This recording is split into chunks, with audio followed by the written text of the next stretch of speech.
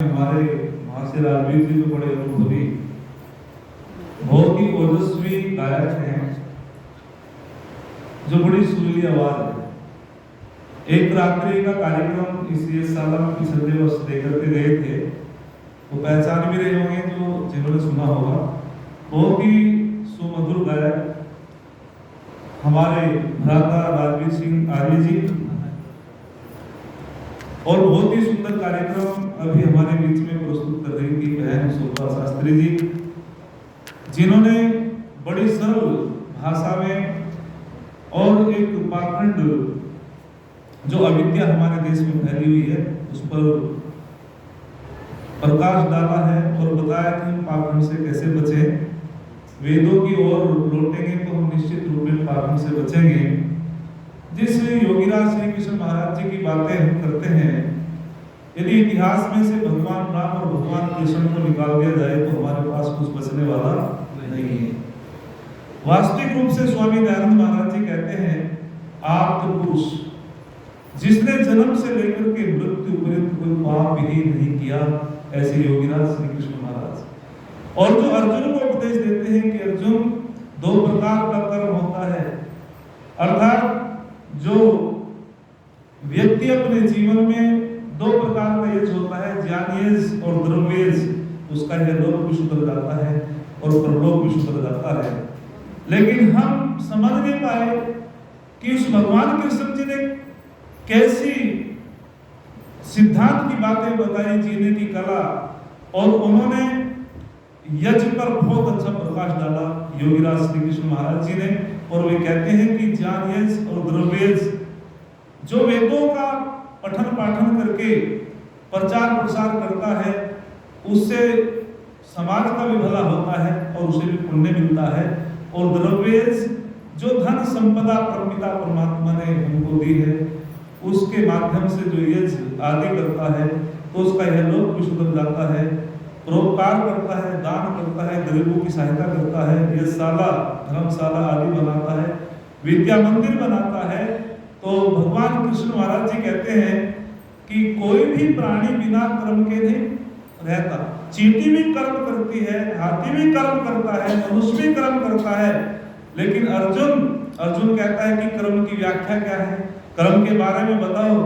तो योगीराज कृष्ण महाराज जी कहते हैं कि कर्म तो सभी करते हैं, लेकिन सोचना यह है चोरी करना भी कर्म है और बलिदान देना भी कर्म है, कि हमको कौन सा कर्म करना चाहिए। और जो शुभ कर्म करता है उसको यज कहा है। संसार के अंदर जितने भी शुभ कर्म हैं उन्हीं का नाम यज है।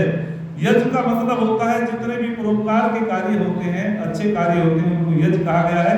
मैं थोड़ी सी बात कह करके और आमंत्रित करूंगा हमारे बीच में बहुत ही ओजस्वी गायक आर्य जगत के प्रसिद्ध भजनोपदेशक महर्षि राजवीर जी।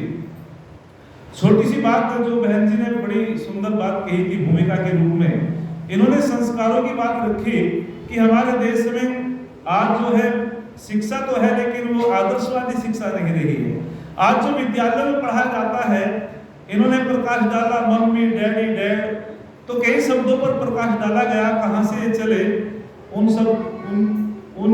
शब्दों की व्याख्या करने का तो समय नहीं है।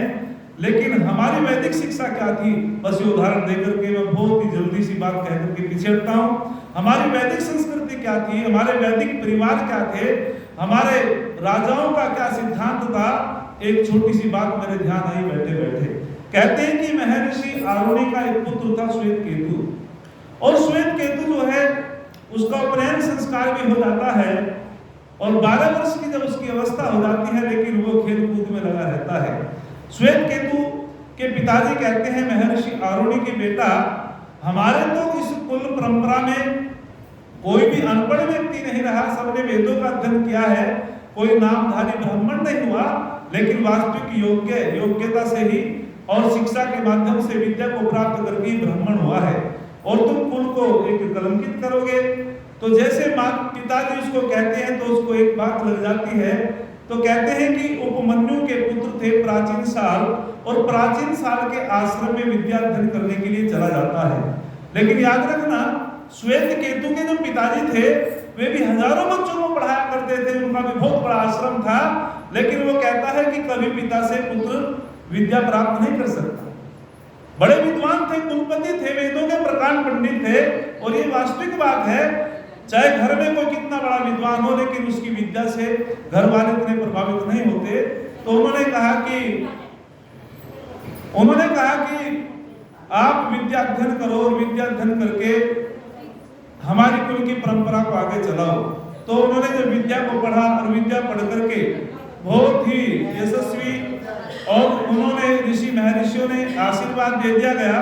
जब समावर्तन संस्कार हुआ कि बेटा आप तो बड़े विद्वान हो गए, आपने तो वेदों को पढ़ा, वेदांगों को पढ़ा, और आप तो बहुत ही अच्छे विद्वान हो गए, उच्च कोटि के विद्वान हो गए। तो उसके मन में अहंकार आ गया। और जैसे में समावर्तन संस्कार हुआ और अपने घर आया, तो उसने अपने पिता से, माताजी से नमस्ते नहीं की, अभिवादन नहीं किया। और वे पिताजी कहने लगे कि इसने शब्द ज्ञान तो प्राप्त कर लिया, लेकिन तत्व ज्ञान इसको नहीं हुआ। और उसने कहा तूने ऐसे क्या पढ़ा है जो अपने माता पिता का अभिवादन ही भूल गया? ऐसी तूने क्या पढ़ाई पढ़ी है जो तू अपने बड़ों का अभिवादन ही भूल गया, नमस्ते नहीं की, चरण स्पर्श नहीं किया?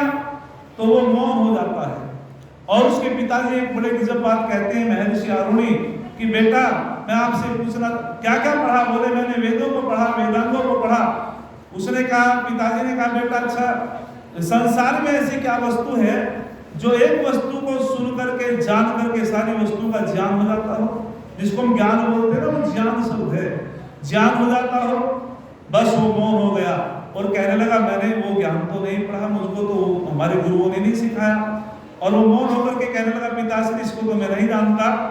और वो फिर चरणों में गिर जाता है और कहता है कि ये तो मेरा मिथ्या अहंकार था, मुझको तो वास्तविक इस बात का पता नहीं है। तो पिताजी से निवेदन करने लगा, ऐसी परंपरा हमारी विद्या की परंपरा रही, और जब तक यहाँ वेदों के अनुकूल विद्या और शिक्षा रही तो हमारा देश विश्व गुरु रहा। याद रखना, पूरे विश्व के लोग यहाँ पढ़ने के लिए आया करते थे। तो जब उसने पिताजी ने कहा महर्षि आरुणि ने कि बेटा जिस प्रकार से मिट्टी के ढेले को, मिट्टी के पिंड को जानने वाला मिट्टी से समस्त जो मिट्टी कारण रूप है, कारण रूप ढेला है, और उससे कार्य रूप रूपांतरित जो मिट्टी से घड़ा सुराही आदि बन जाता है उसको पहचान लेता है, ठीक उसी प्रकार से जो सोने के पिंड को जानने वाला होता है, जो सोना कारण रूप में पिंड है और वो कार्य रूप में परिवर्तित हो जाता है, उससे आभूषण बनते हैं, उन कड़ों जो कड़े हैं आदि आदि उनको पहचान लेता है। ठीक जैसे लोहे के पिंड को जानने वाला जो लोहा कारण है और जो कार्य रूप में रूपांतरित हुआ है, उससे लोहे से जो अनेक वस्तुएं बनती है, परसा, निहारनी आदि आदि, उनको पहचान लेता है। ठीक उसी प्रकार से संसार के अंदर जो अपनी आत्मा को जान लेता है वो संसार को जान लेता है, और जो अपनी आत्मा को नहीं जानता वो कभी संसार को नहीं जान सकता। और फिर उन्होंने कहा पिताश्री मुझको तो और समझाओ। बोले जब परमपिता परमात्मा ने सृष्टि बनाई, ये दार्शनिक प्रवचन है और ये थोड़ी सी बात कह करके मैं आधा ही बोलूंगा। तो उन्होंने कहा जब परमपिता परमात्मा ने सृष्टि बनाई तो सबसे पहले तेज को उत्पन्न किया, और तेज के पश्चात जल को उत्पन्न किया, जल के पश्चात अन्न को उत्पन्न किया, अन्न को या पृथ्वी को उत्पन्न किया। और वे कहते हैं कि जब अन्न का ग्रहण करते हैं तो पता है 3 भागों में बढ़ जाता है अन्न, और अन्न का जो स्थूल भाग होता है उससे विष्ठा बनता है, अन्न का जो मध्यम भाग होता है उससे मांस बनता है, और अन्न का जो सूक्ष्म भाग होता है उससे मन बनता है। क्या कहते हैं, जैसा खाए अन्न वैसा हो जाता, बोलो मन। जैसा मन खाते हैं वैसा मन हो जाता है। निश्चित रूप में यदि हम सात्विक भोजन करेंगे तो हमारी बुद्धि भी सात्विक होगी, हमारा मन भी पवित्र होगा। और फिर कहते हैं कि जब हम जल का ग्रहण करते हैं तो जल का जो स्थूल भाग होता है उससे क्या बनता है, मूत्र बनता है। जल का जो मध्यम भाग होता है उससे रक्त बनता है, और जल का जो सूक्ष्म भाग होता है उससे प्राण बनता है। क्या कहते हैं, जल ही बोलो जीवन है, जल ही जीवन है। तो फिर आगे कहते हैं कि जो तेजस पदार्थों का सेवन करता है, तेजस पदार्थ किसे कहते हैं, जैसे तेल है, घृत आदि है, उसका जब हम सेवन करते हैं, ग्रहण करते हैं तो उसका जो स्थूल भाग बनता है उससे हड्डी बनती है, उसका जो मध्यम भाग बनता है उससे मज्जा बनता है, और जो उसका सूक्ष्म भाग बनता है उससे वाणी बनती है। याद रखना, जिसके अंदर तेज होता है उसकी तेजस्वी वाणी होती है। यो तो हम प्रैक्टिकल भी कर लेते हैं। जो व्यक्ति रुग्ण अवस्था में हो जाता है, बीमार पड़ जाता है, उसकी वाणी का तेज कम हो जाता है, तो उससे बच्चे भी नहीं डरते। बच्चे भी जानते कि कमजोर हो चुका है। और जो तेजस्वी वाणी वाला होता है, ओजस्वी वाणी वाला होता है, वाणी के माध्यम से लाखों लोगों की भीड़ को शांत कर देता है व्यक्ति। जब ओजस्वी बोलता है, जिसकी वाणी में दम नहीं होता है, वहां जो है कोई नहीं सुनता है। तो इसीलिए आगे उन्होंने फिर एक सुंदर उदाहरण दिया कि जैसे बादल जो है समुद्र से जल उठा करके गंगा नदी आदि को पुष्ट करती है गंगा को पुष्ट कर देती है, लेकिन फिर वही गंगा जो है समुद्र में मिल जाती है। और जब किसी ने पूछा नदी से, क्यों नदी तू टेढ़ी मेढ़ी जाती है, बहती हुई पर्यटन कर रही है, कहाँ मिलना चाहती है? बोले अपने मूल स्रोत से मिलना चाहती हूँ, और जब मैं समुद्र में मिल करके समुद्र हो जाऊंगी, बस मेरा पर्यटन, मेरा उद्देश्य पूर्ण हो जाएगा। इसी प्रकार से इस मानव को इस धरा पर भेजा था धर्म अर्थ काम मोक्ष के लिए। ये 4 फलों वाला था। यदि कोई बगीचा लगाता है और 20 साल तक सिंचाई करता है, आम के पेड़ लगाता है, उसमें फल ना लगे तो बड़ा दुख होता है। ठीक उसी प्रकार से चतुष्फली था मानव, धर्म अर्थ काम मोक्ष।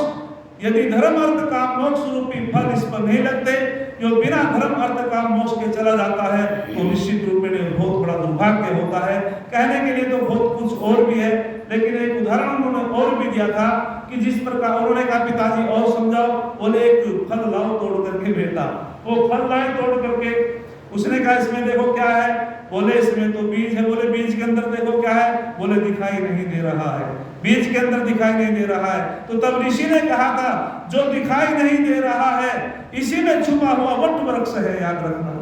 जो दिखाई नहीं दे रहा है इसी में छुपा बहुत बड़ा वट वृक्ष है। और इसी प्रकार से जो हमको दिखाई नहीं देता है, वो क्या नहीं दिखाई देता है?